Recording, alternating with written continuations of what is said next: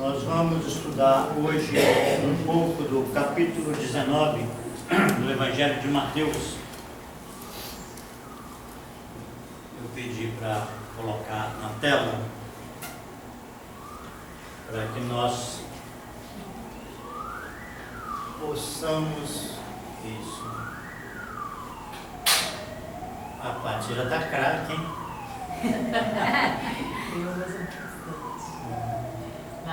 Mateus 19.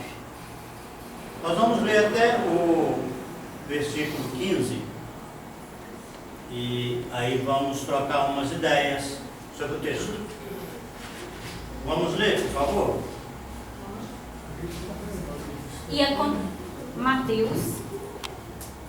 E aconteceu que, concluindo Jesus estes discursos, saiu da Galileia e dirigiu-se aos confins da Judéia, além do Jordão. Seguiram-no grandes multidões e curou-as ali. Então chegaram ao pé dele os fariseus, tentando e dizendo: é lícito ao homem repudiar sua mulher por qualquer motivo? Ele, porém, respondendo, disse-lhes: não tendes lido que aquele que os fez no princípio macho e fêmea os fez? E disse, portanto, deixará o homem pai e mãe e se unirá sua mulher e serão dois numa só carne? Assim não são mais dois, mas um só, mas numa só carne. Portanto, o que Deus ajuntou, não o separe o homem. Disseram-lhe eles: então, por que mandou Moisés dar-lhe cartas de divórcio e repudiá-la? Disse-lhes ele: Moisés, por causa da dureza dos vossos corações, vos permitiu repudiar vossas mulheres, mas ao princípio não foi assim. Eu vos digo, porém, que qualquer que repudiar sua mulher, não sendo por causa de fornicação, e casar com outra, comete adultério. E o que casar com a repudiada também comete adultério.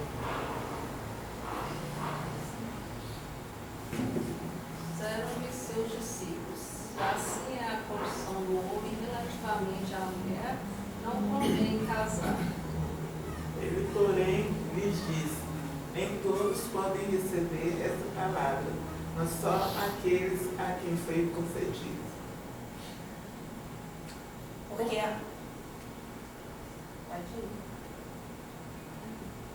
Porque há eunucos que assim nasceram do ventre da mãe, e há eunucos que foram castrados pelos homens, e há eunucos que se castraram a si mesmos, por causa do reino dos céus.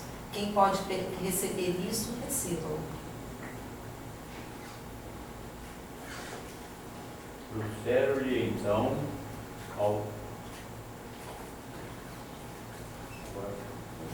Trouxeram-lhe então alguns meninos para que sobre eles pusesse as mãos e orasse, mas os discípulos os repreendiam.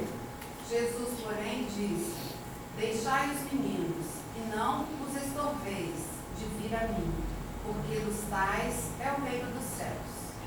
E tendo-lhes imposto as mãos, partiu dali.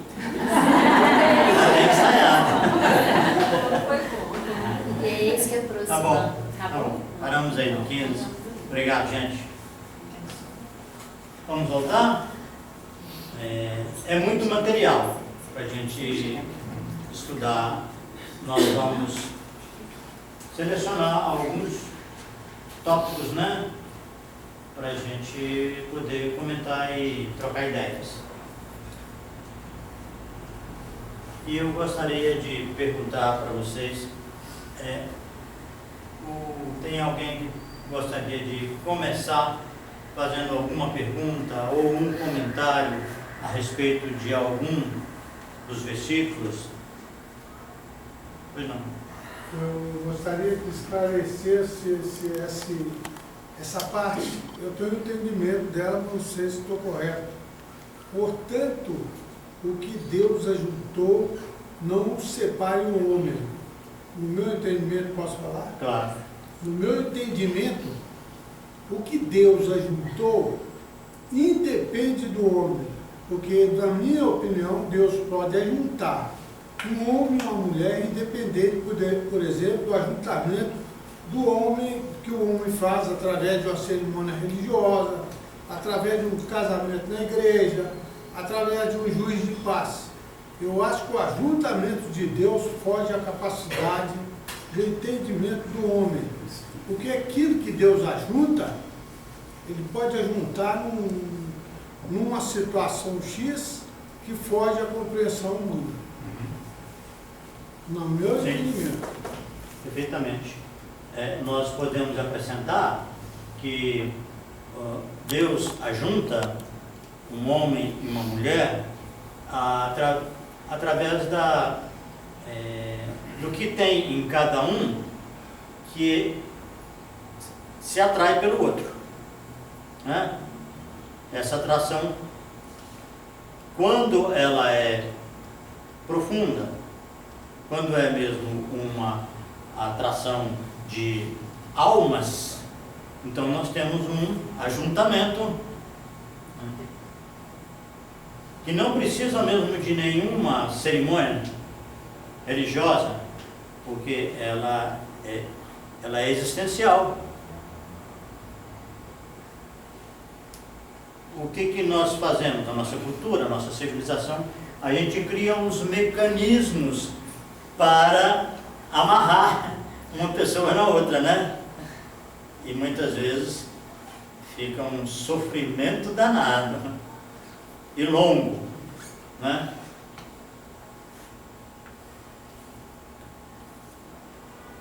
O que mais? Ô Gilberto, com referência a isso aí, e na crença que eu tenho, no que na fé, que o homem e a mulher que se casam aqui na Terra já vieram de outra época predestinados a esse casamento.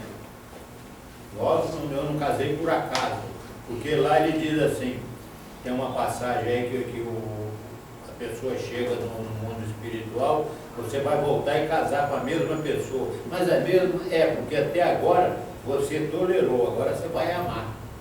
Então, por isso que quando ele perguntou ali, só Deus, nós já viemos unidos de lá, com o sentimento de que nós vamos nos unir aqui na Terra. Aí vem um juiz e dá um divórcio, que essa parte que você está falando aí é do divórcio. Esse capítulo 19 aí, ele fala de uma parte sobre o divórcio. Então, esse negócio de separar, de divórcio, hoje está muito em moda aqui, casa descasa, casa descasa. Então, eu vejo esse casamento como uma coisa muito séria, essa passagem de Mateus aí, desse capítulo 19, quando Jesus fala o que ele falou ali, Deus ajuntou e você não separa mais. Então você vai tolerar, amar aquela pessoa até o final da sua vida.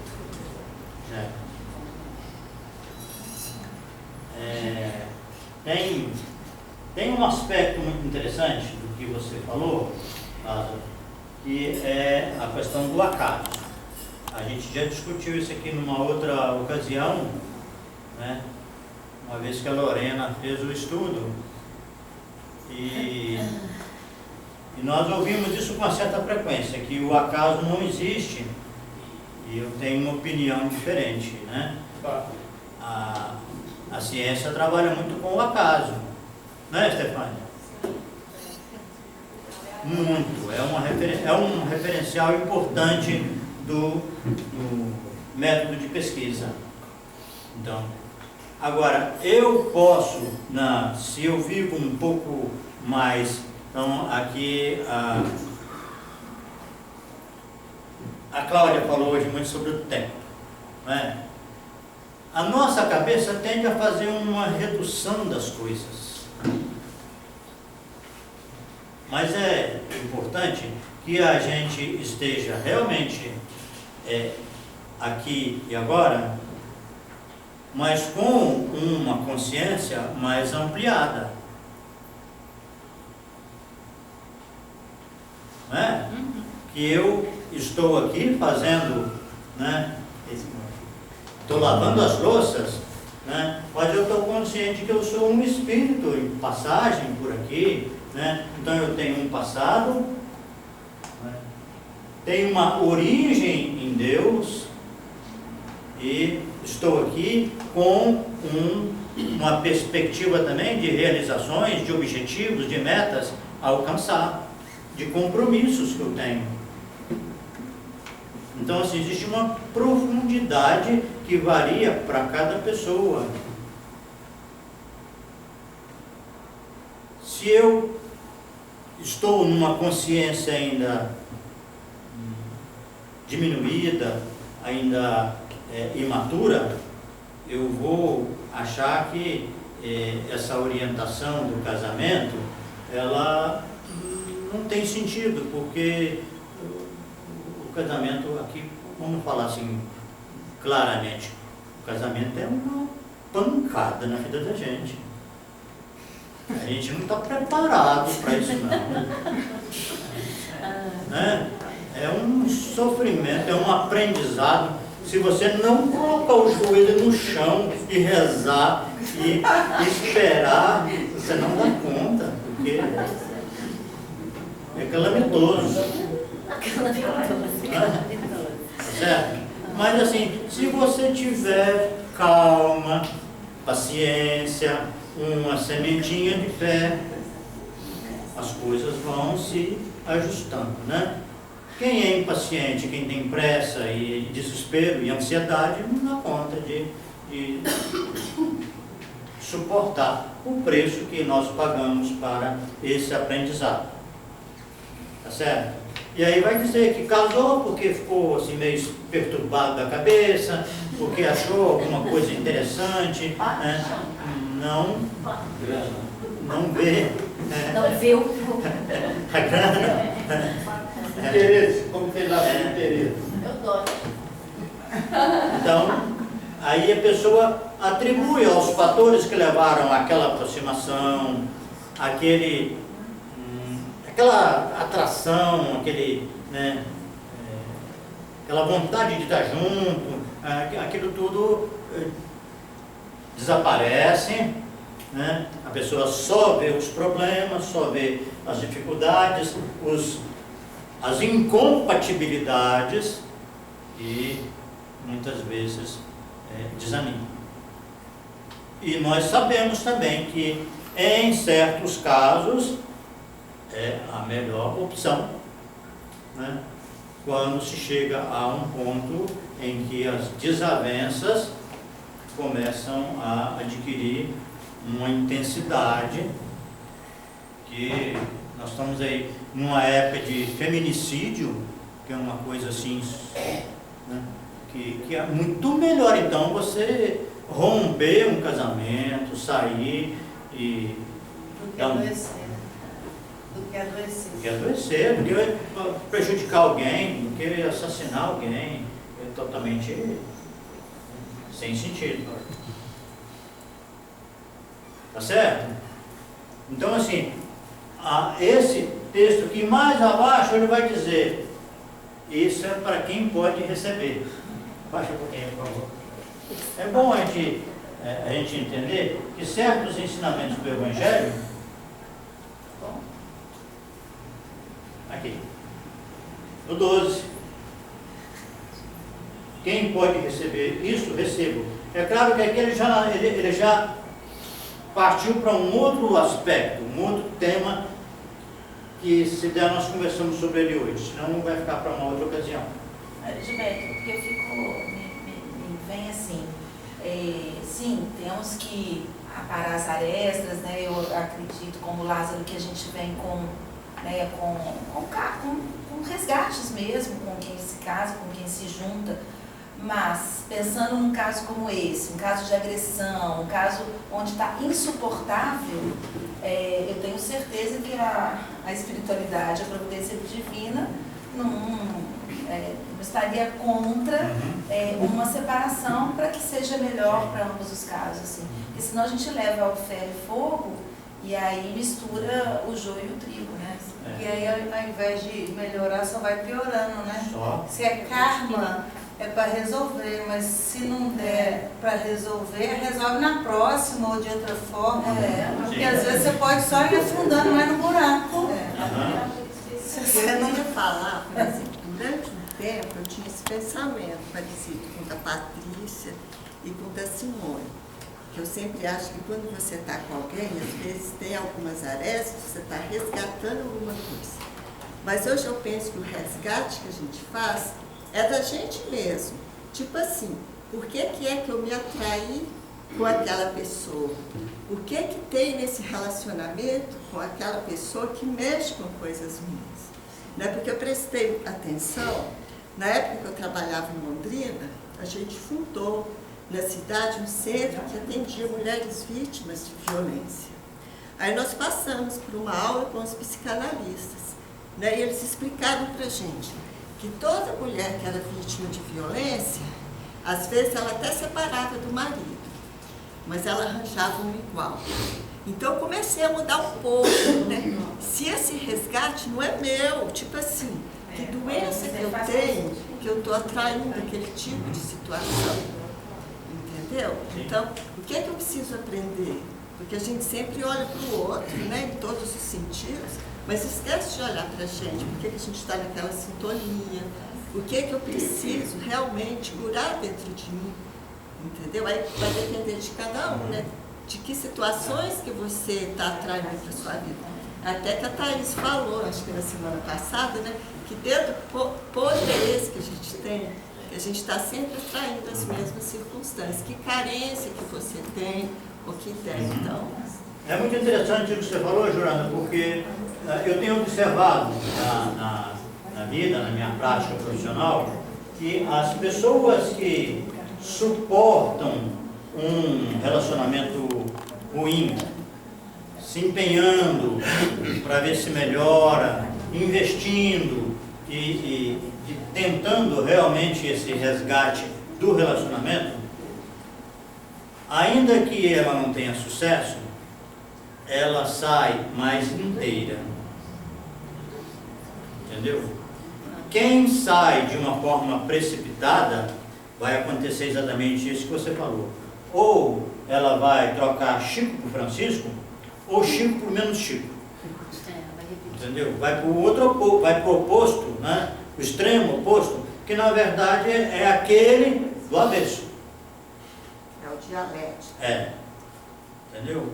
Eu me lembro muito de um caso de uma pessoa que dizia assim: não, porque o meu primeiro marido era assim, a gente não saía de casa no final de semana, era sábado, domingo, o dia inteiro, sabe? Não tinha nada para fazer, a gente não saía de casa, aquilo era muito chato, muito monótono. Agora não, esse meu companheiro é ótimo. A gente sai sábado de manhã e volta domingo à noite. Sempre tem, sabe, um programa atrás do outro, tem passeios, viagens, a gente não, ou seja, é muito superficial o pensamento, a observação dela, né?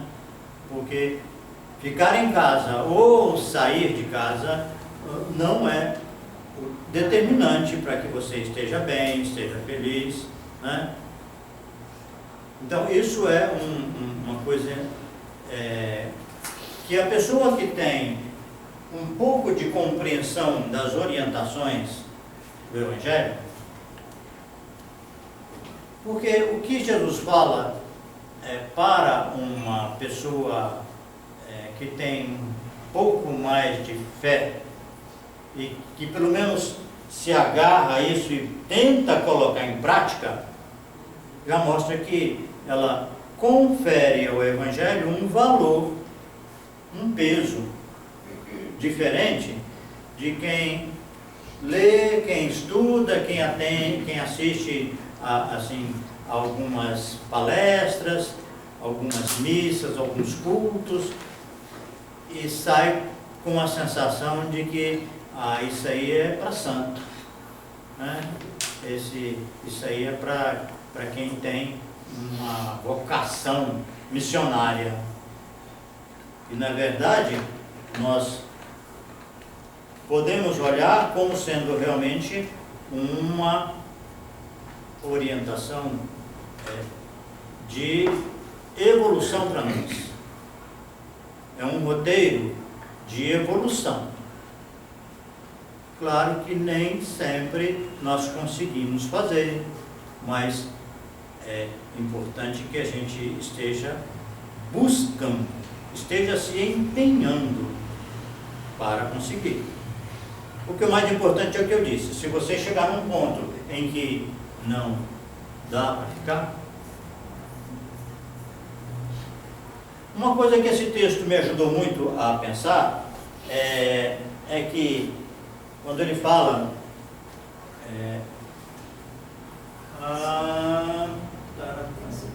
cadê? Desce um pouquinho, por favor. Não, você está subindo, desce. Isso. Ali. 4. Não tendes lido que aquele que os fez no princípio, macho e fêmea os fez? Isso já foi bem falado aqui, mas como tem gente, pelo menos me dá a sensação que é cara nova, nós somos macho e fêmea, não é? Nós não somos macho ou fêmea. Toda criatura tem uma parte masculina e uma parte feminina que convive dentro de nós. Quem estava aqui numa outra ocasião ouviu o estudo. Ixi, ainda bem que eu tenho que ler.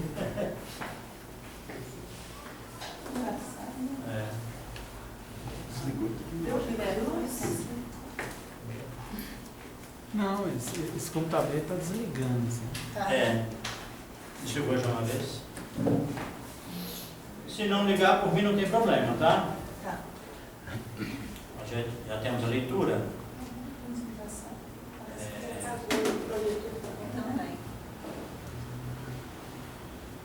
E eu já tenho um trabalho também, um estudo, mostrando que Adão tinha uma parte feminina nele mesmo, que era a costela. Então, a costela representa a parte feminina por excelência em Adão. O masculino se caracteriza principalmente por ser individualista e o feminino por ser coletivo. Então você tem aí duas referências importantes. Todos nós somos um eu e ao mesmo tempo uma parte é nós. Uma parte da criatura não vive sem alguém.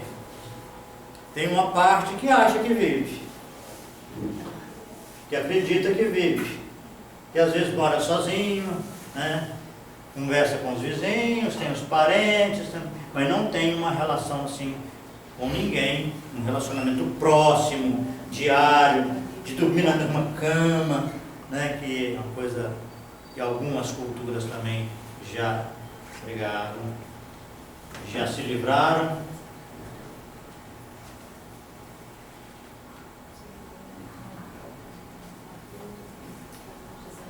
Então, quando Jesus fala a respeito do casamento, ele recorre a essa fala do Moisés. Não sei se o Moisés sabia disso quando escreveu, ele pode ter sido apenas inspirado, né? A maioria dos estudiosos do cristianismo também, eu acho que não contemplam esse assunto, né? Mas é uma coisa assim, se você casa bem o seu masculino com o seu feminino, parece que aumenta a chance de você viver melhor no casamento. Mas quando a pessoa tem um predomínio muito grande de um masculino e tem uma missão que ele considera muito importante, que é prioridade para ele, melhor não se casar. Porque o casamento exige de nós um compromisso, uma doação, um compartilhar de muitas coisas, de muitas horas, de muito tempo, de muitos objetivos, não é? Então, uma vez que a gente se casa, eu costumo dizer que é um dos E é o maior objetivo da sua vida é cuidar dessa família. E a família pode ser apenas 2. Certo? Um casal, por isso que a gente tem discutido aqui também, no nosso estudo de sábado, durante um bom tempo, a questão que o primeiro filho de um casamento é a relação entre os 2.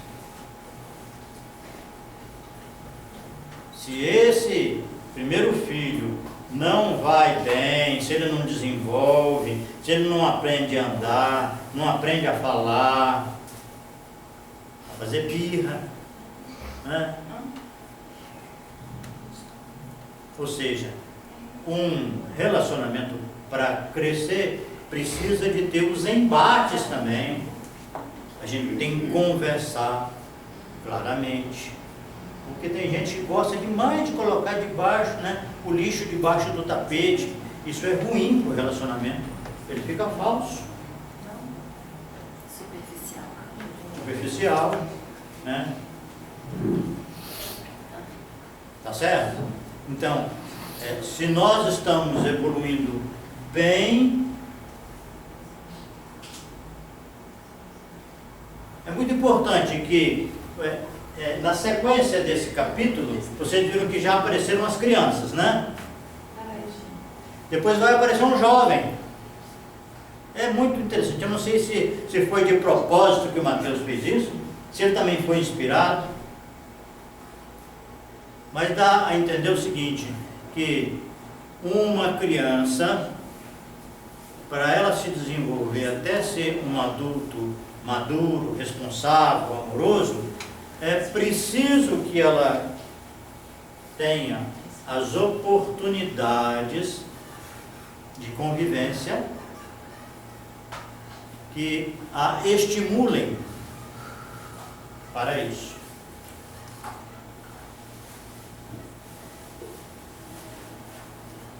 Tá certo?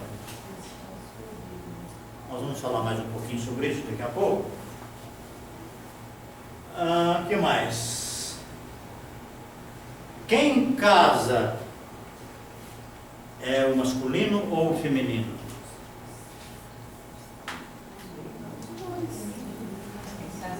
Hein? Se o feminino é coletivo, se o feminino é coletivo, quem casa é o feminino. Em princípio sim, né? Dá essa tentação de falar isso, mas a minha pergunta foi capciosa. Na verdade, o masculino casa de uma forma, o feminino casa de outra. Né? Tá certo? Uma pessoa que tem predominância do masculino, seja homem ou mulher, isso é claro para vocês? É? Que tem mulher muito masculina e tem homem muito feminino?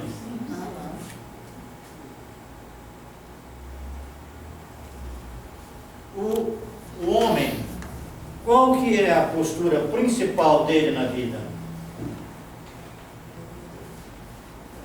Ou seja, o homem, quando eu digo homem, é o seguinte, a figura que tem predominância do masculino. É um vício a gente falar em homem e mulher, né? Mas olha bem, eu não sou homem só porque eu tenho a genitália masculina e tenho os hormônios masculinos. Quando a gente diz homem e mulher, nós estamos dizendo exatamente dessa predominância das características masculinas. Então, se o homem é um ser, né, se o masculino é mais centrado em si, no eu, ele tem mais afinidade pela liberdade, pela autonomia, pela realização pessoal no mundo. Então, o trabalho, a missão, o compromisso.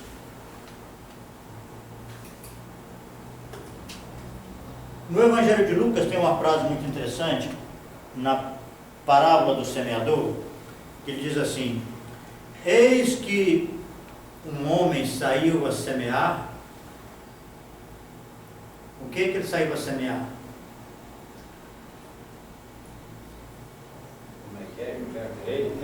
Eis que um homem saiu a semear. Não tem ponto ainda não. eis que um homem saiu a semear. O que ele saiu a semear? A ideia, a palavra. Pelo ato do semeador, para mim, ele saiu a semear o amor. Porque isso aí é o Cristo que saiu para esse homem que ele fala aí, é o Cristo que saiu para semear. Na palavra do semeador, o que eu entendi.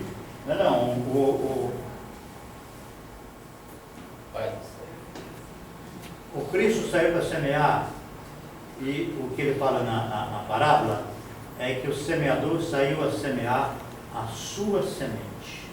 Sim. Não podia ser mais nada, a não ser isso.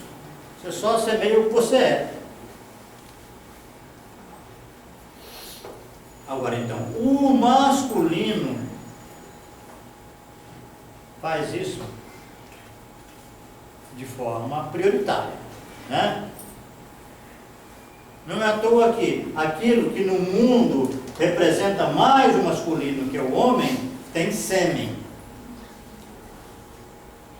E é interessante que a produção de espermatozoide, ela é muito volumosa, é uma quantidade imensa, e ele tem muito menos compromisso com a criação, com a prole, do que o organismo da mulher.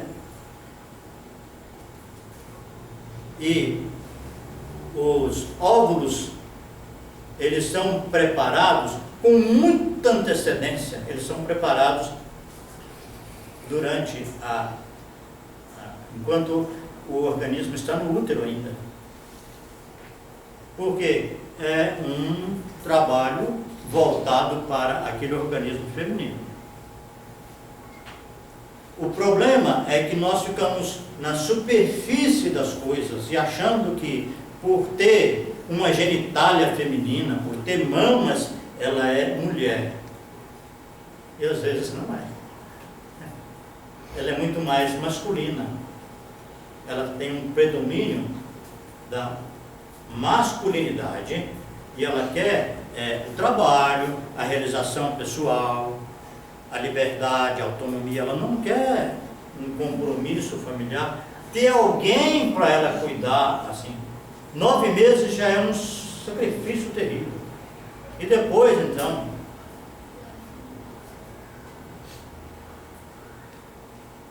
essa mulher que tem predomínio do masculino, ela não deveria procriar. Certo? O homem também, que tiver um predomínio muito grande do masculino, ele não vai ter disponibilidade para essas coisas familiares.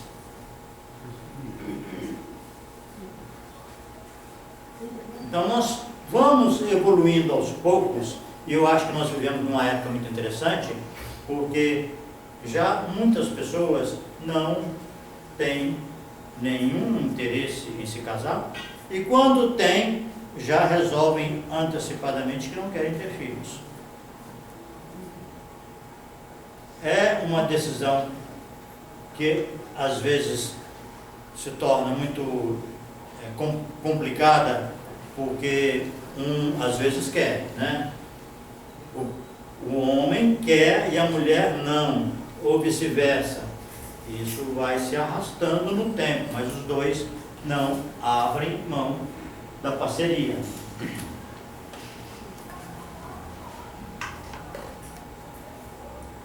Então, o que cada um vai semear, no caso do masculino, é aquilo que ele é. Quando é uma criatura mais evoluída, que tem mais talentos desenvolvidos, você mesmo assim você pode fazer uma análise. Porque Jesus, quando ele se diz o Filho do Homem, ele está dizendo que ele tem predomínio masculino. Certo? Ele, além de ser o fruto da evolução do homem, que é uma coisa que o pastorino coloca bem claro na interpretação que ele faz, e nós podemos acrescentar que ele é o filho da evolução, mas ele é masculino, ele tem predomínio das características masculinas. Isso explica por que ele não se casou, por que ele não se envolveu com grupos, não entrou para o templo para ser sacerdote, não entrou para uma instituição em que as pessoas são colocadas em papéis, em tipos específicos, né? Eles têm que seguir um padrão. Não. Ele era um eu com muita consciência, que sabia da sua própria capacidade, do seu potencial de realização. Eu penso que essa característica que cada um de nós manifestamos, claro que tende muito mais para um lado do que para o outro mesmo, mas nós sempre temos as duas partes em comunhão. Quando você fala que Jesus Cristo tem característica de homem, é o homem, eu acredito e concordo plenamente com você, porque ele é líder, né? Tem característica da ação. Mas eu acho que a realização, que você bem falou anteriormente, onde você falou que o homem semeia, tem o sêmen, e que a mulher que gera, eu acho que Jesus Cristo não teria feito toda a sua ação aqui se ele não tivesse comungado com a sua palavra com todo. Então eu acho que ele tem sim essas duas características, do masculino e do feminino, muito bem equilibrado em si. Eu não acho que ele seja mais masculino, porque senão eu acho que eu, pobre mortal, tenho uma característica muito mais exacerbada que a outra. Mas eu fico com dificuldade em enxergar Cristo em uma polaridade só. Não, ele não é uma polaridade só. Ele tem aspectos do polo feminino quando ele se junta a um grupo. Ele forma um grupo e trabalha com esse grupo,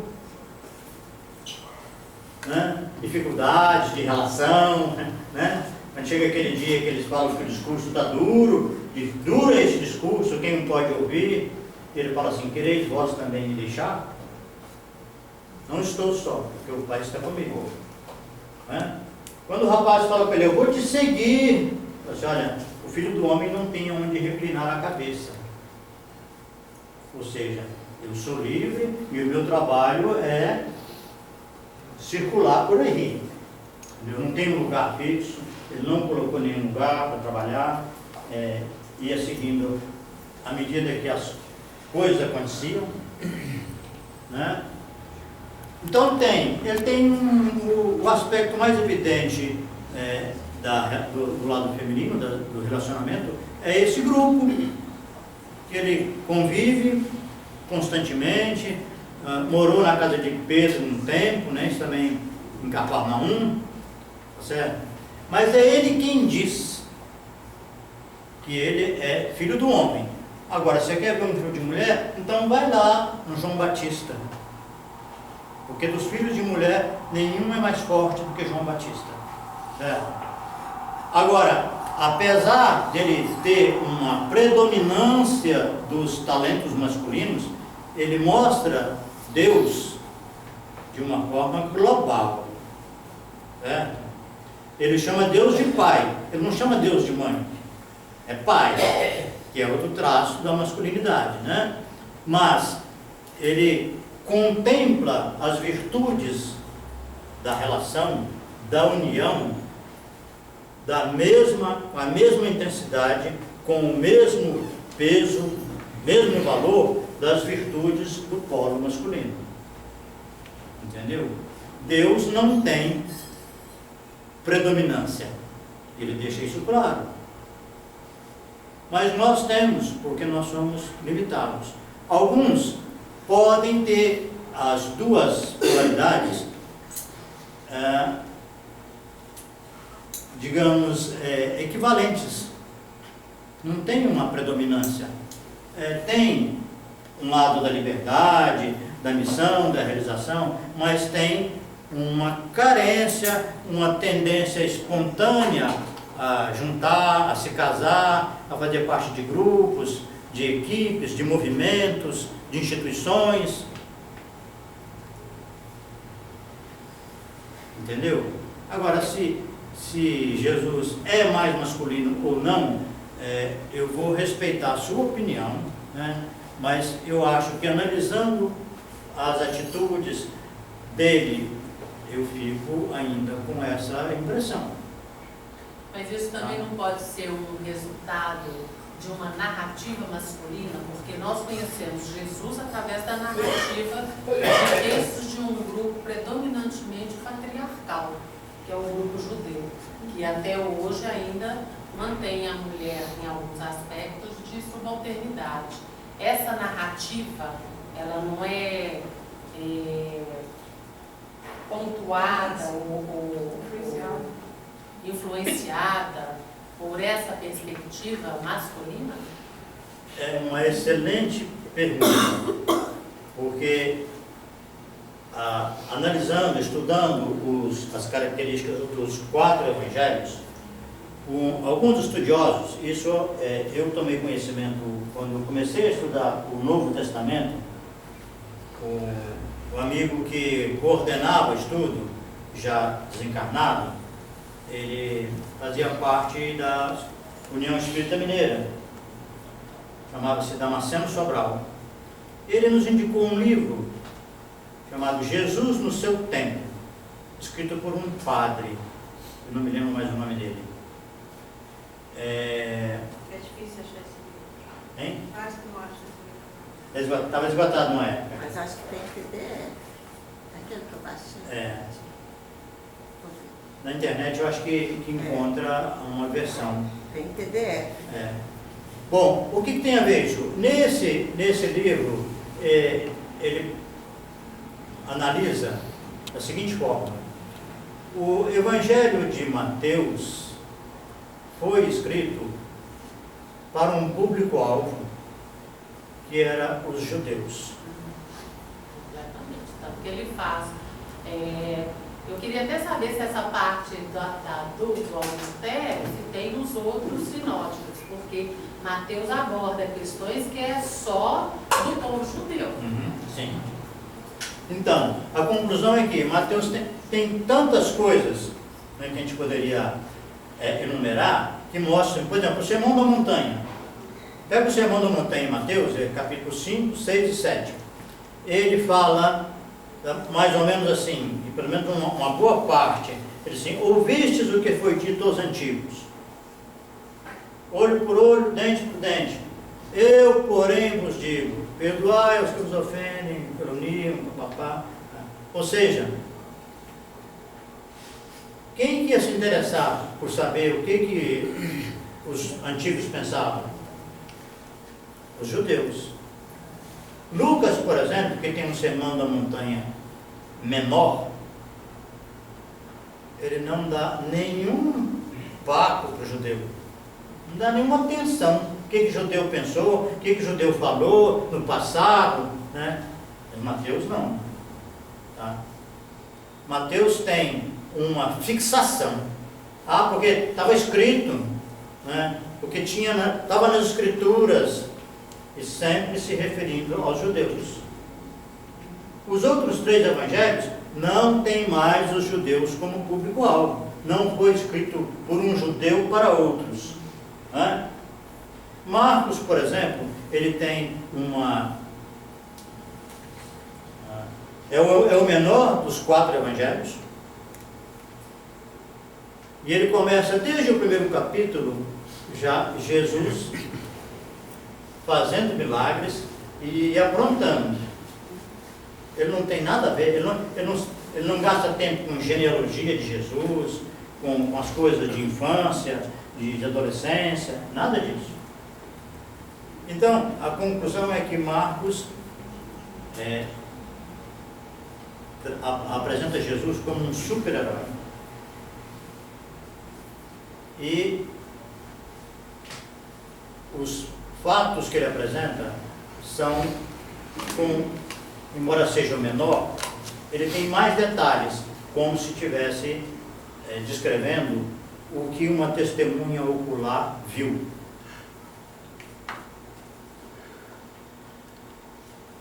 mais algumas informações e o estudioso chega à conclusão que Marcos escreveu para um outro povo, e não os judeus. Qual era o povo que se interessaria por Jesus Cristo, descrito dessa forma de um super-herói naquela época? Romanos. Então Marcos compactou, foi mais objetivo, mais direto, e, segundo a tradição, ele escreveu baseado nas memórias de Pedro. E Lucas? Os gentios. Os gentios, porque Paulo de Tarso foi lá, ele foi com Paulo de Tarso para o gentio e falou: vou escrever para esse povo aqui. Mas o que tinha no Evangelho de Lucas para a gente poder fazer a conclusão? O Evangelho de Lucas tinha todo esse passado, essa história inicial, bonita, descrita como Mateus, mas com mais ternura, com mais beleza. É o único que fala daquela passagem da adolescência, do templo. Mas o que vai diferenciar mais, além de não ter essa linguagem dirigida para o passado, para os judeus, é que ele tem 4 parábolas que só existem em Lucas. Parábola do bom samaritano, do filho pródigo, do mordomo infiel, é a parábola de rico e Lázaro. Então, se você pegar as 2 primeiras, você já vai assim: puxa, isso faz diferença, não é? E é um texto muito bem escrito. Lucas era médico e ele diz que procurou as pessoas, testemunhas da história, e escreveu na ordem dos acontecimentos. Então, chegamos à conclusão que Lucas escreveu para os Gentios, né? Os gregos. Os gregos, que era o povo sábio da época, que haveria de se interessar por um livro belo e com muita sabedoria. Então, assim, já saímos completamente fora do argumento, né? Mas vamos aí completar. João escreveu para quem? João escreve sobre o Cristo, sobre volta a palavra agora. Ele escreve para as comunidades que já começavam a ser perseguidas no final do primeiro século. Isso. Quais comunidades? Dá o nome da... Ele fala da espiritualidade do Cristo, ele relata toda a espiritualidade do Cristo no Evangelho de João. São as comunidades que vieram do judaísmo, mas que já tinham se convertido, né? Isso, exatamente. João tem uma característica, então. Os 3 primeiros evangelhos são chamados de sinóticos, porque eles podem ser distribuídos em fatos e uma descrição geralmente objetiva. O mais interessante de tudo em relação a essa questão é que eles evitam colocar qualquer opinião. Eles descrevem os fatos, e a frase que mais se repete nos evangelhos